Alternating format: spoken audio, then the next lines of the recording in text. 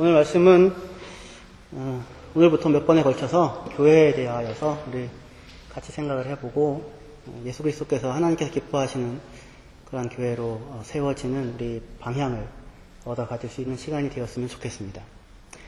목사님, 저희 은혜 받으러 나왔는데 무슨 교회 얘기입니까? 이렇게 혹시 생각하실 수 있을지 모르겠는데 교회 얘기가 여러분들 얘기고요. 여러분들이 은혜 받게 되어지는 이야기입니다. 오늘 말씀 잘 들으시면 이게 그 내용이다, 내 얘기다 이렇게 확인하실 수 있을 것입니다. 오늘 우리가 본문으로 삼은 에베소서는 굉장히 대단한 서신서입니다. 엄청난 내용을 짧은 몇 장 속에 담고 있는데 무엇보다도 교회가 무엇인가 라고 하는 것에 대한 아주 깊이 있는 통찰을 주고 있습니다. 너무너무 깊이가 있어서 한 100번쯤 봐도 잘 모르겠다 이렇게 생각이 될 만큼 그런 내용을 담고 있습니다. 그런 내용을 담고 있다는 얘기는 무슨 얘기냐면 하나님께서 저와 여러분들 교회로 부르셨는데 교회에 대하여 가지고 계신 생각이 뜻하심이 기대가 계획이 우리가 생각하는 요 정도의 차원의 수준의 얘기가 아니라 아주 크고 깊고 놀랍고 복되다고 하는 것입니다. 할렐루야. 그 시야가 좀 열려서 밭에 감추어진 보화를 발견한 사람이 보화를 묻어두고 집으로 돌아가서 자기 것들을 다 팔아가지고 기쁨으로 그걸 사잖아요. 그렇죠? 그런 것과 같은 그러한 일들이 저와 여러분들에게도 일어났으면 좋겠습니다. 교회는 에베소서에서 따르면 만물을 하나님께서 예수 그리스도 안에서 하나 되게 하려 하신다는 계획을 갖고 계시는데 그게 큰 비밀입니다. 하나님의 역사를 이끌어가는 비밀이에요. 뭐냐면 하늘에 있는 것이나 땅에 있는 것이나 다 예수 안에서 하나 되게 하는, 한 몸 되게 하는, 화평케 하는, 원수된 것들을 없애는, 함께 같이 살 수 있는 그러한 하나님의 나라를 성부, 성자, 성령 세 분 하나님이 깊은 사랑과 하나됨을 이루고 서로 존중하고 섬기고 복종하고 사랑하는 가운데 풍성해지듯이 예수 그리스도 안에서 하늘과 땅에 있는 모든 것들이 다 들어설 수 있는 그러한 것을 하나님께서 역사를 시작하시는 목표로 갖고 있는데 교회는 뭐냐면 그 목표를 이루고자 하는 예수 그리스도 안에서 모든 걸 하나 되게 하신다고 하니까 그 예수 그리스도의 몸입니다. 만물 안에서 만물을 충만케 하시는 자의 충만이 교회다. 이렇게 지금 얘기를 하고 있습니다. 그러니까 하나님은 교회 안에서 또는 교회 안에서 만물을 충만케 할 것이고 교회를 통하여 만물을 충만케 하는 일을 예수 그리스도 안에서 행해 나가실 것입니다. 그것이 하나님께서 우리 킬 한인 선교교회를 향하여서 가지고 계신 크신 뜻입니다. 그래서 교회는 하나님께서 역사를 이끌어가는 목표이기도 하고 그것을 성취하는 방법이기도 합니다. 교회는 참으로 중요합니다. 그런데 오늘은 그 교회의 아주 거대한 여러 가지 이야기들 중에서 하나의 내용만을 살펴보면서 오늘을 나누려고 하는 것입니다. 오늘의 제목이 뭐냐면 왜 공동체인가 라고 하는 것입니다. 교회는 왜 공동체인가. 우리가 예수 믿어서 구원받아서 천국 가면 됐지 왜 꼭 교회가 필요한가. 그런 생각을 아마도 한두 번씩은 다 해보셨을 것이다 그렇게 생각합니다. 왜 교회가 필요할까요? 과연 이 말도 많고 탈도 많은 이 교회가 필요하다는 말일까요? 없으면 안 되나요? 나 혼자 신앙생활을 하면 안 되겠습니까? 편하잖아요. 온갖 꼴 안 봐도 되고 귀찮지도 않고 얼마나 좋겠습니까? 왜 꼭 교회 공동체여야만 하겠습니까? 없으면 안 되겠습니까? 대답은 공동체여야만 한다. 교회여야만 한다.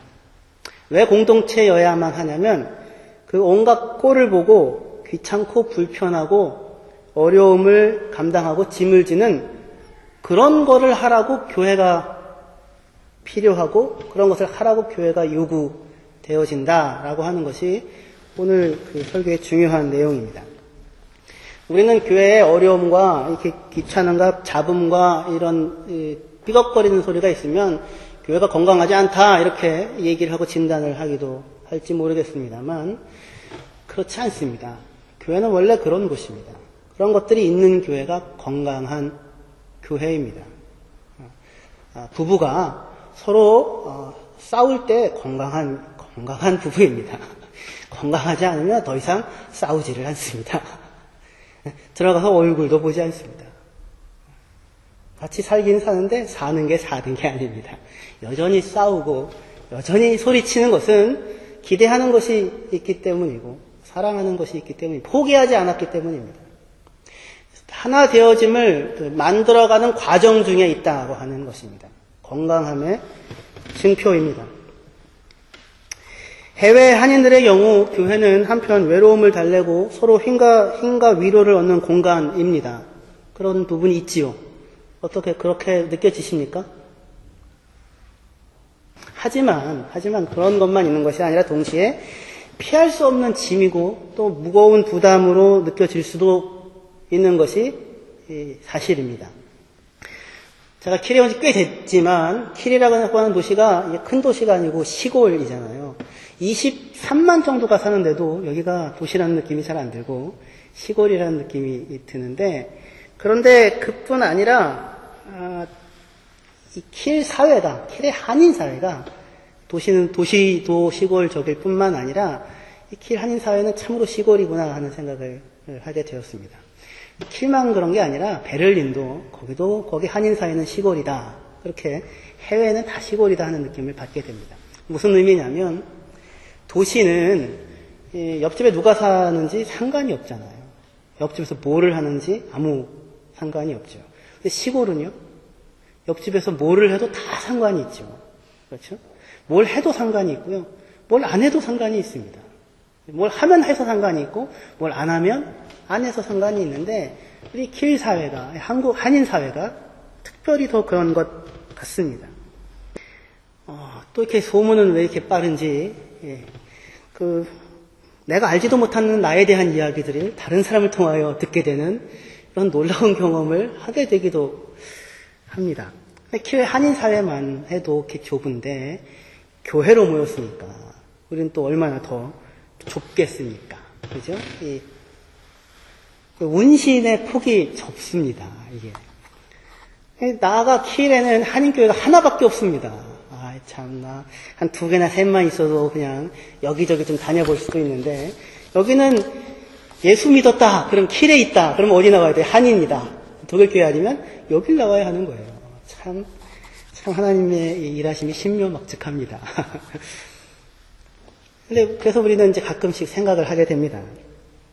예수만 믿으면 되지 않는가? 나 혼자 하나님 사랑하고 이웃 사랑하고 살다가 천국 가면 되지. 왜 이렇게 불편할 수 있는 교회를 굳이 나가서 이 불편함을 감당해야 하는가?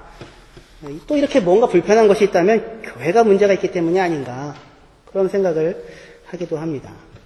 교회 가면 그냥 왔다 갔다만 하는 건 아니잖아요. 특히 우리 교회 같이 작은 교회면 한 사람이 몇 개씩 일을 다 또 하게 되어지지 않습니까? 온 지 얼마 되지도 않았는데 봉사해야 하고, 그렇죠? 아무튼 교회 봉사나 교회 행사나 교회 모임이나 성도들 간의 모임 등등 또 같이 하라고 하고 참여하라고 하고 그래서 아주 소리 이렇게 들어서 귀찮기도 하지만 또 막상 그런 모임에 나를 빼놓으면 또 되게 서운하고 그래서 이런 마음고생을 가지면서 왜 사서 이런 교회를 다녀야 하는가 생각합니다. 그런 마음고생을 시키는 교회는 나쁜 교회입니까?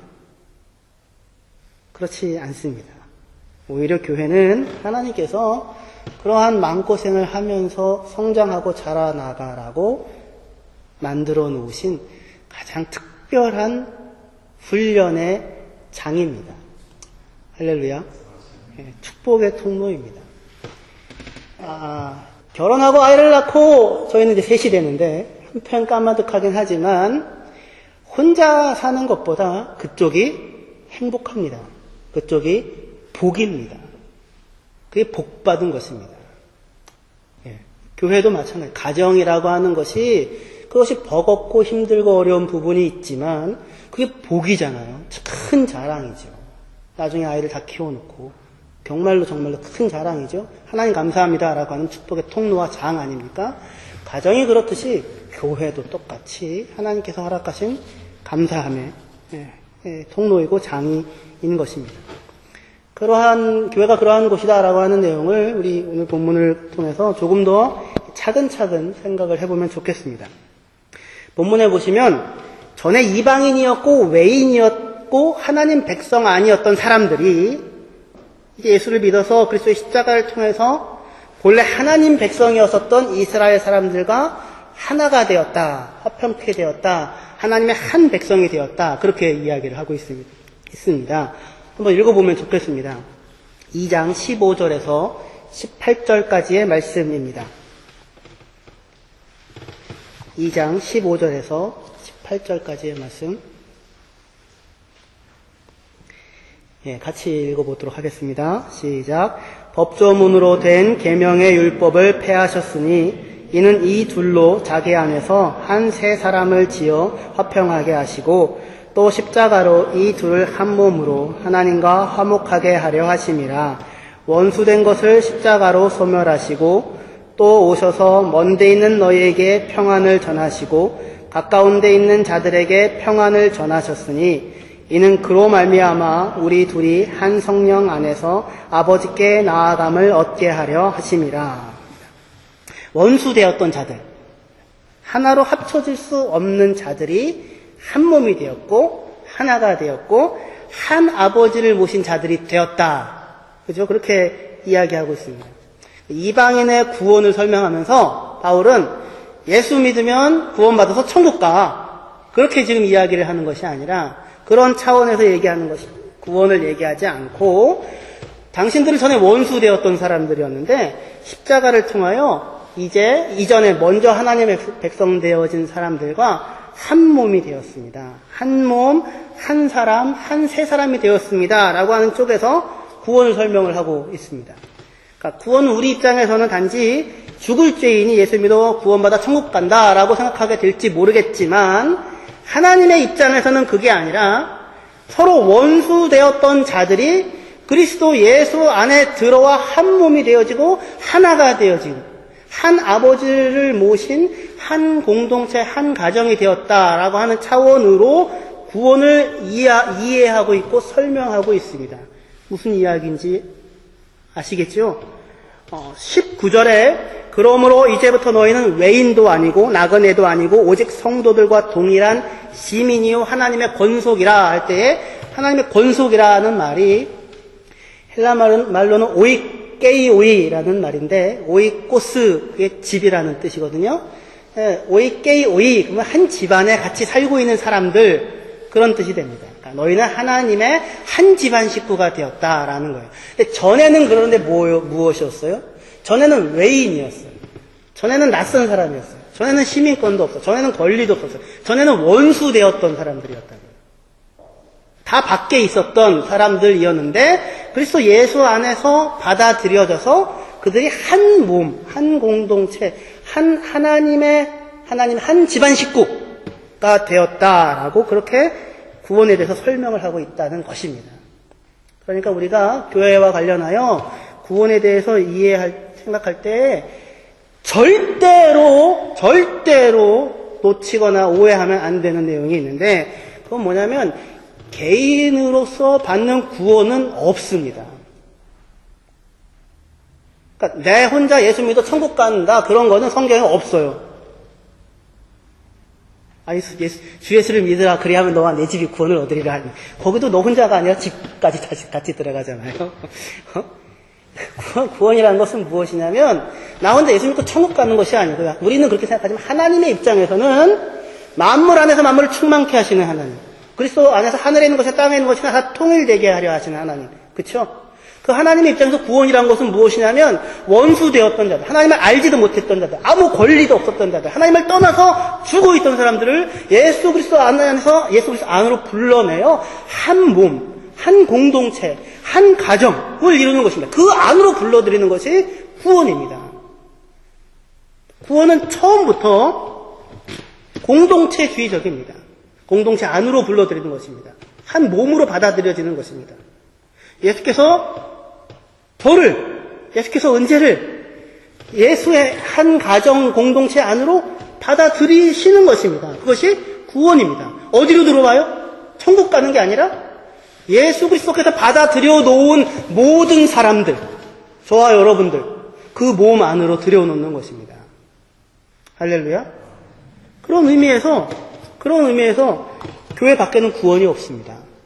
이건 무슨 얘기냐면, 한국에서는 항상 저도 우리 목사님한테 들었는데, 교회 안 다니면 구원 못 받는다, 이런 얘기를 들었지만, 그런 차원의 이야기가 아니라, 도대체가 애초부터 구원이라고 하는 것은 교회 공동체, 예수 그리스도를 주로 고백하는 사람들의 모임, 그 안에 한 몸으로 불러들여서 연합하고 그리스도와 한 몸됨을 이루는 것, 그런 방식이 아니고는 존재하지 않는 것이 구원이기 때문입니다.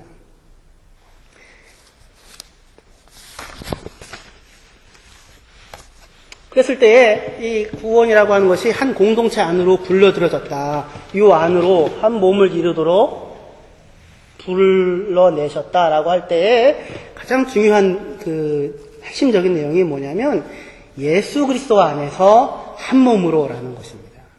예수 그리스도 안에서 한 몸으로.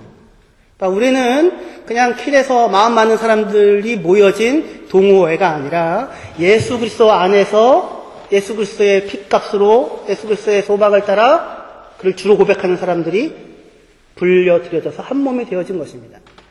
어떻게 우리가 이렇게 한 몸으로 불려들여졌습니까? 그것은 다른 것이 아니라 예수님 자신이 저와 여러분들을 자기 자신과 한 몸인 사람으로 받아들이시는 것입니다. 예수님의 가족의 일원으로 받아들이시는 거예요. 그리스도께서 자기 자신을 우리와 한 몸으로 묶으심으로, 기꺼이 내 자리에 서심으로, 기꺼이 우리 입장에 자신을 두시고 자기 자신의 것을 우리에게 주시는 것으로. 한 몸이란 건 그런 거잖아요. 남편과 아내가 결혼했는데 서로 딴 지갑 차고 있는 건 아니잖아요. 남편은 아내를 위해서 목숨을 바치잖아요. 사랑을 해서. 한 몸이죠. 그러한 존재로 나의 모든 허물과 죄악에도 불구하고 나를 받아들이셔서 자신과 나를 묶으시고, 그죠? 함께 십자가에 죽고 함께 부활하시는 것으로 한 운명체로 그리스도께서 저와 여러분들을 받으신 것입니다.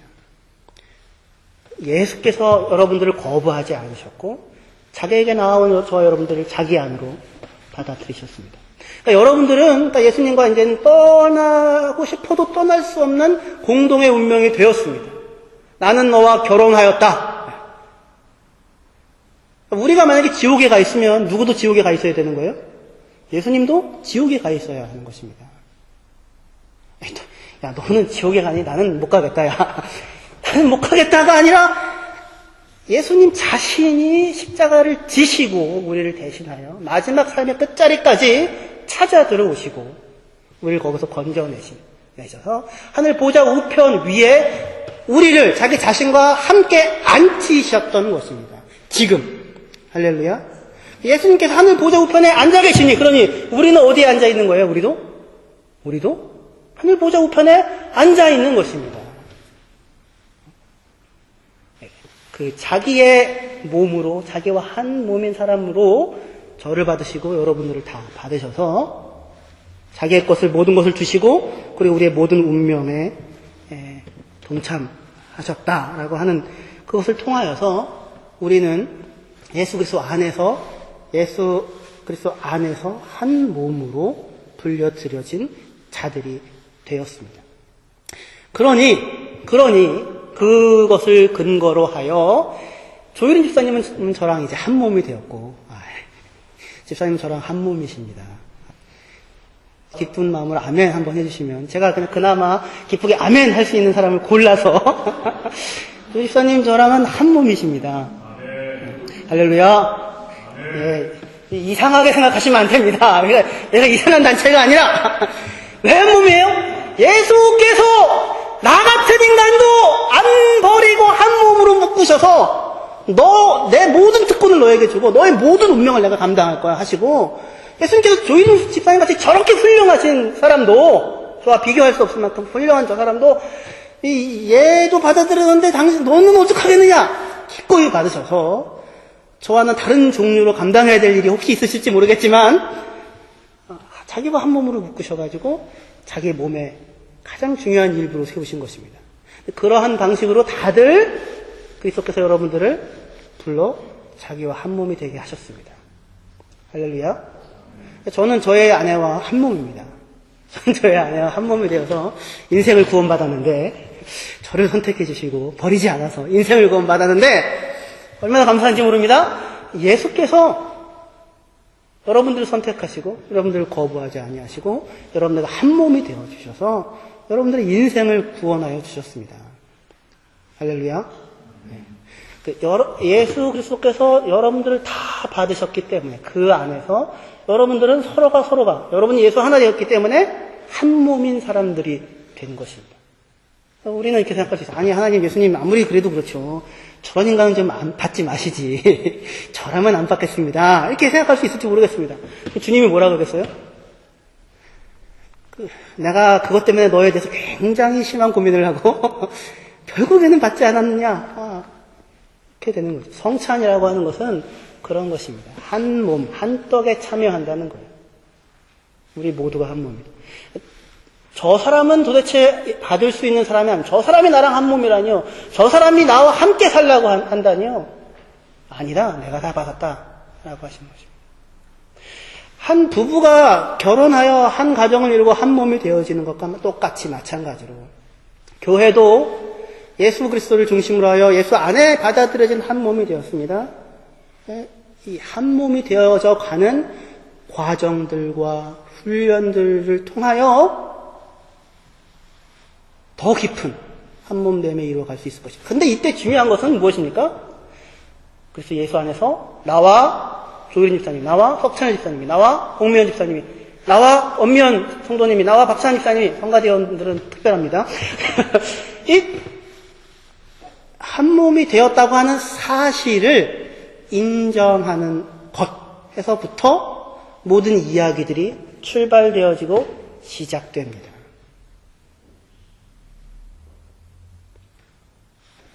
여러분의 평생을 아시는 하나님께서, 예수 그리스도께서 자기 안으로 여러분들을 다 묶어 들이셨습니다. 한 몸입니다. 한 가족입니다. 한 집안 식구입니다. 이것은 복입니다. 이것은 큰 하나님의 은혜를 우리가 경험할 수 있도록 주어진 복입니다. 그런데 이렇게 예수님께서 묶어 놓으셨다고 하긴 했는데 참 중요한데, 근데 그 하나됨을 이루며 산다는 것은 어떻게 쉽습니까? 열나 어렵지 않습니까? 정말로 어려운 일입니다. 마태복음 18장 19절에서 20절에 보시면, 읽어봅시다. 마태복음 18장 19절에서 20절 같이 한번 읽어보도록 하겠습니다. 굉장히 중요한 교회에 대한 말씀인데요. 같이 읽겠습니다. 시작.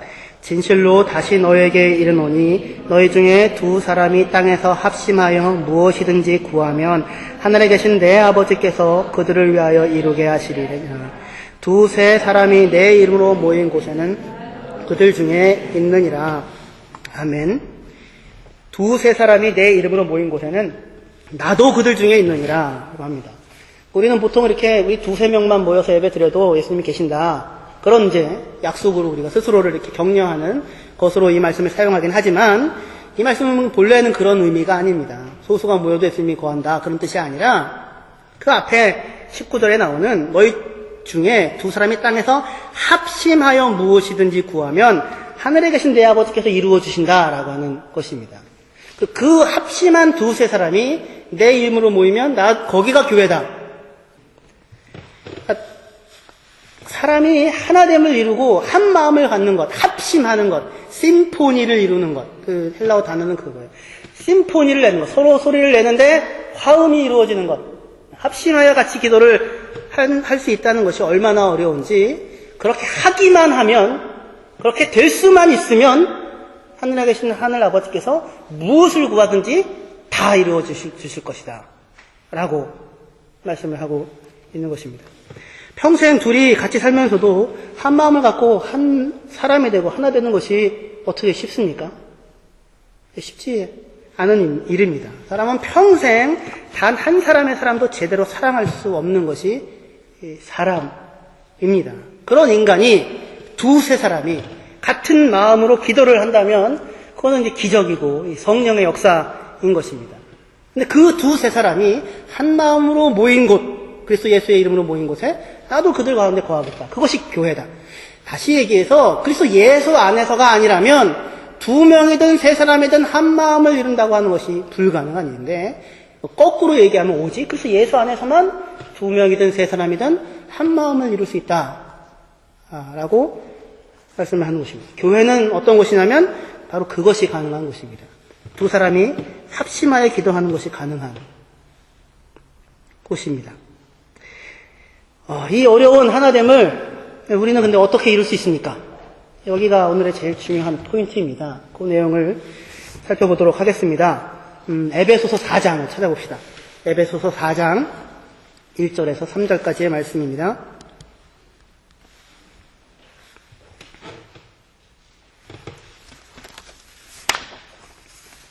같이 읽겠습니다. 시작.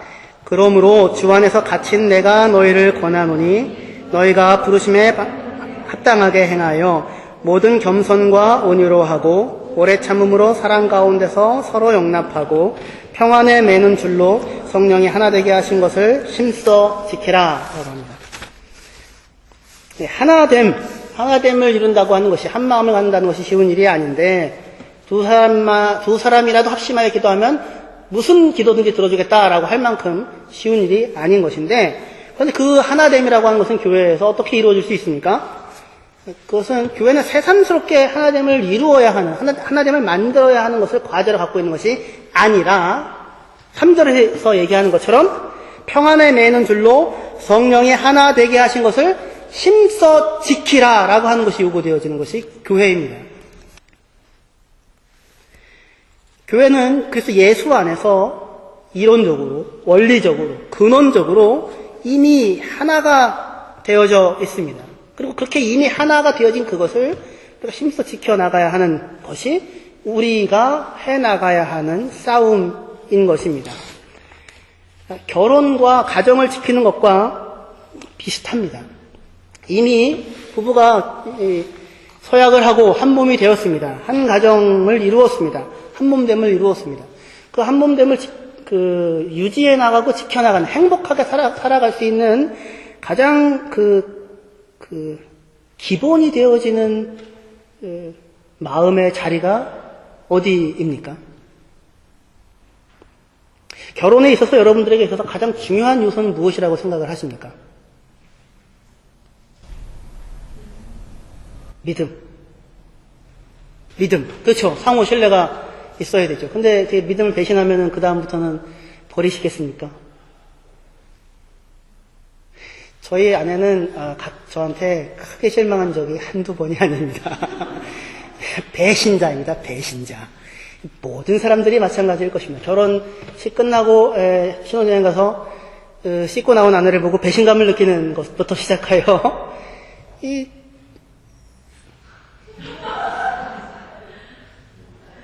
결혼 생활을 이루는데 가장 중요한 큰 내용이, 핵심적인 요소가 무엇이겠습니까? 행복한 결혼 생활을 할 수 있는. 사람들은 결혼의 가장 중요한 것이 사랑이다. 사랑하면 결혼한다. 그런데 사랑하지 않아도 같이 살더라고요. 사랑보다 더 깊은 게 있더라고요. 더 큰 게 있더라고요. 소위 얘기하는 이런 감정적인 사랑보다 행복을 위해서 결혼한다. 행복해야 된다. 그렇게 되면, 행복하지 않으면, 상대방이 더 이상 나에게 행복을 주지 않으면 그럼 같이 살 것이 없는 것이죠. 가장 중요한 요소가 무엇이겠습니까? 그것은 하나님께서 짝지어진 것을 사람이 나눌 수 없다. 우리는 한 몸이다 라고 하는 인정입니다. 하나님께서 짝지어주신 한 몸이다 라고 하는 것, 한 몸됨을 지켜내는 것, 그것이 결혼의 처음이고 마지막인 것 같습니다. 처음에는 결혼하고 나서 저도 한 1년 정도 됐는데 심각하게 이혼을 생각해 봤던 적이 있었습니다. 근데 그 위기를, 심각한 위기였습니다. 그 심각한 위기를 넘을 수 있었던 유일한 길이 하나 있었는데 그것은 무엇이었냐면 하나님께서 짝지어진 것을 사람이 나눌 수 없다라고 하는 생각이었어요. 아내와 나는 한 몸이다. 아내와 나는 하나다. 그리고는 가서 빌었죠. 지켜내기 위하여. 남편은 무조건 남자는 빌어야 되고 여자는 잘못해도 그렇지 않습니다. 또 그렇게 하게 만드는 남편은 그건 비워야 됩니다. 한몸됨을 지켜내는 것입니다. 하나됨을 지켜내는 것입니다. 남편은 남편으로서의 역할과 책임을 하고 아내는 아내로서의 역할과 책임을 하는 것을 통하여 한몸됨을 평생을 지켜나가는 것입니다. 요즘에는 저도 결혼한 지 이제 8년 차가 됐는데 드디어 아내가 사랑스러워 보이기 시작합니다. 이런 놀라운 얘기가 드디어 아내가 새삼스럽게 사랑스럽게 시작합니다. 불뚝 나온 배와 뒷모습이 달라지는 그 모습들이 달라짐에도 불구하고 8년을 같이 살면서 매일같이 나의 모든 어리석음과 못난 모습들을 감당해주고 받아주고 밥을 차려주고 주일날은 양복과 와이셔츠와 넥타이를 항상 걸어다 주고 아이들을 낳고 셋씩이나 낳아서 키워주고 그 모든 삶의 역할들을 해나갔던 뒷모습과 그 모든 모습들을 볼 때마다 이제 아내가 조금씩 예뻐지기 시작하고 사랑스러워지기 시작합니다. 하나 되어짐이 이루어집니다. 더 깊이 나와 한 몸이구나 라고 하는 사실을 이렇게 느끼게 됩니다. 그러면서 제가 잘하느냐? 그렇지는 않습니다. 그럼에도 불구하고 제 아내는 저를 남편으로 여겨주고 남편으로 대접하고 남편으로 인정하고 남편으로 존중하고 섬기고 합니다. 그것을 통하여 하나 되어짐을 이루어갑니다. 남편은 하나 되어짐을 이루기 위하여 아내를 위하여 목숨을 버려야 하고 그리스도께서 교회를 살아가신 것처럼 그리고 아내들은 하나 되어짐을 이루기 위하여 남편에게 복종하셔야 합니다. 이 복종이라고 하는 말은 권위에 대한 인정입니다.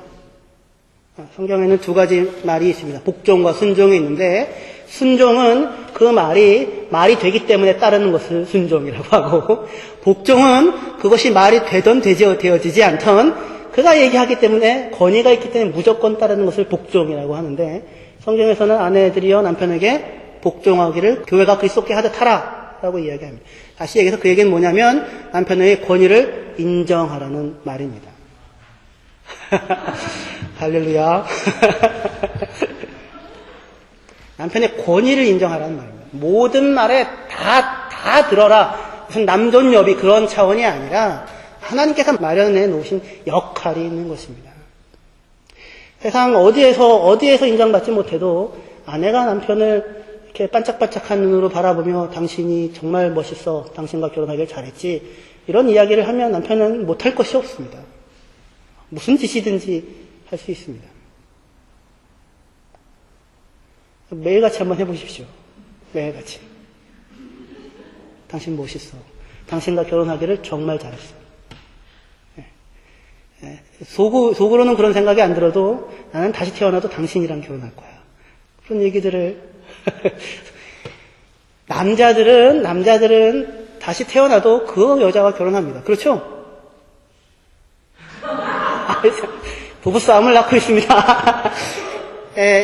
공식적인 조사에 의하면 75%, 80% 정도의 남자들이 대부분이 다 다시 태어나도 아내와 결혼한다고 합니다. 그게 남편의 속성입니다. 남자는 자기 목숨을 다하여 그리스도께서 교회를 사랑하여 목숨을 내어주듯이 아내를 존귀하게 하게, 교회를 존귀하게 하기 위하여 자기를 버리듯이 남편은 아내를 사랑합니다. 사랑해야 합니다. 그것을 통하여 하나 되어짐이 지켜집니다. 하나 되어짐이 유지됩니다. 아내는요, 남편을 존중하고, 남편을 대접하고, 남편의 권위를 인정하는 것입니다. 교회가 그리스도께 하듯. 그것이 여러분들의 평생에 주어진 과업입니다. 과업. 하나됨을 힘써 지켜나가야 하는 것입니다. 여러분들 남편은 참 멋있습니다. 여러분들의 아내는 참 아름답습니다. 어디에 내놔도. 근데 스스로 그렇게 못 느끼는 거죠. 여자분들이 모여서 제일 잘하는 얘기들 중에 하나가 모여서 서로 남편 흉을 보는 것도 포함되지 않습니까? 근데 내가 내 남편 흉 보는 거 상관이 없는데 어떤 딴 옆에 내가 내 남편 뭐라고 하는 거는 확 뒤집어지죠. 네가 보태줬어? 귀하게 여기고 있다고요. 귀하게 그 인간을. 하나 되어짐을 자기에게 요구되어지는 일들을 하나됨을 인정하고 유지시키기 위하여 사랑하고 복종하고 섬기고 평생의 노력을 다하는 것과 마찬가지예요. 가정이. 교회도 성령이 하나 되게 하신 것을 어떻게 하라고요? 힘써 지켜라. 힘써 지켜라. 그것이 요구되어지는 것입니다. 힘써 지켜라. 너희가 부르심을 받은 일에 합당하게 행하여 모든 겸손과 온유로 하고 오래 참음으로 사랑 가운데서 서로 용납하고 이것을 통하여 성령이 하나 되게 하신 것을 힘써 지킬 수 있는 것입니다. 온유함과 겸손과 오래 참음과 사랑 가운데 서로 용납하는 것을.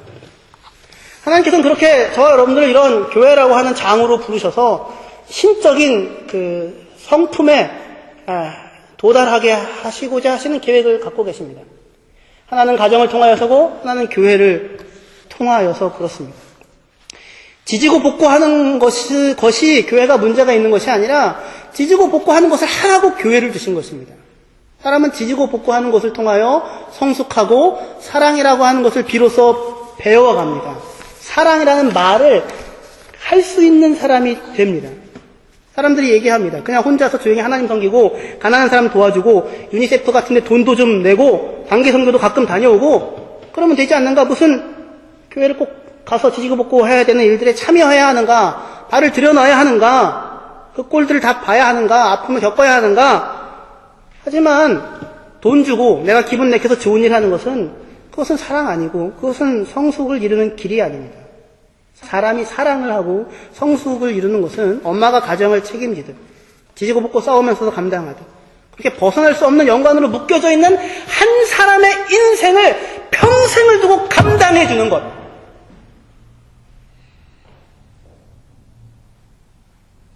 예수 그리스도께서 저와 여러분들에게 해주시는 일입니다. 평생을 두고 그 한 사람을 감당해 주는 것. 그럴 때에야 비로소 사랑이라는 말을 입에 담을 수 있는 것입니다. 지나가다가 돈 1000유로를 적산할 수 있습니다. 사랑이 많습니까? 돈이 많다는 것일 뿐입니다.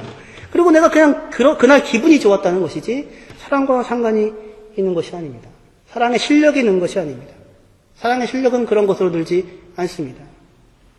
함께 살아가는 것으로 늘게 되는 것입니다. 하나님은 모든 자들에게 가정이라고 하는 것을 주셔서 서로를 품고 서로를 감당하는 훈련을 하시고 그리스도인들에게는 그것을 넘어서서 교회라고 하는 것을 주셔서 더 넓은 더 큰 가족으로 서로가 서로를 품고 하나가 되게 하는 사랑하게 하는 진정한 하나됨을 마침내 이루어내는 그리스도 예수께서 저와 여러분들에게 해주시는 그 일들을 서로가 서로에게 대하여 하고 있는 위대한 사랑의 사람이 되어질 수 있는 그 길로 교회로 묶으셨습니다. 그 길로 우리는 다 지금 들어와 있습니다. 상처가 날 수 있습니다. 가슴이 아플 수 있습니다. 그래야 사랑입니다. 그것을 하라고 부르십니다. 하나 되어지게 하신 것을 힘써서 지키셔서 그 과정을 통하여 그리스도께서 여러분들을 사랑하시고 짐지시고 묶으시고 평생 쓸모없는 나 같은 사람을 감당하여 세워 영광스럽고 존귀하게 하시는 그 깊은 사랑의 자리에 여러분들 초대하고 있다고 하는 사실을 교회 공동체를 지켜내고 유지하는 것으로 다다르시는 저와 여러분들이 되시기를 주님의 이름으로 축원합니다.